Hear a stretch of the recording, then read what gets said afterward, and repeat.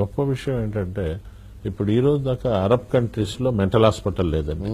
అవును. ఎందుకంటే వాళ్ళు రోజు 5 సార్లు కూర్చుంటారు. వజ్ర అంటే డైమండ్, డైమండ్ ని డైమండ్ తో కట్ చేయడం. Your mind is like A diamond, right? Mind ఎక్కడుందో ఎవరికి తెలియదు, ఊరికే అంటాం అంతే.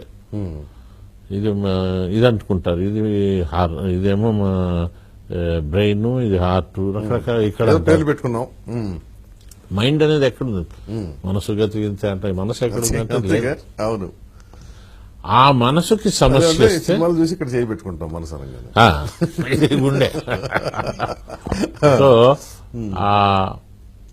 అలా కూర్చుంటే ప్రాబ్లమ్స్ రావండి. మీరు ఇప్పుడు ఎక్కడైనా చూడండి మెంటల్ హాస్పిటల్స్ లో ముస్లిమ్స్ ఉంటారు మీకు. వాళ్ళు నమాజ్ అంటే ఎవరైనా ఉన్నా అంటే నమాజ్ చేయట్లేదు అంతే. 5 సార్లు అలా కూర్చుంటే అదొక్కటే ఆసనం అండి. పొద్దున్న మధ్యాహ్నం భోజనానికి ముందు తర్వాత కూడా వేయచ్చు.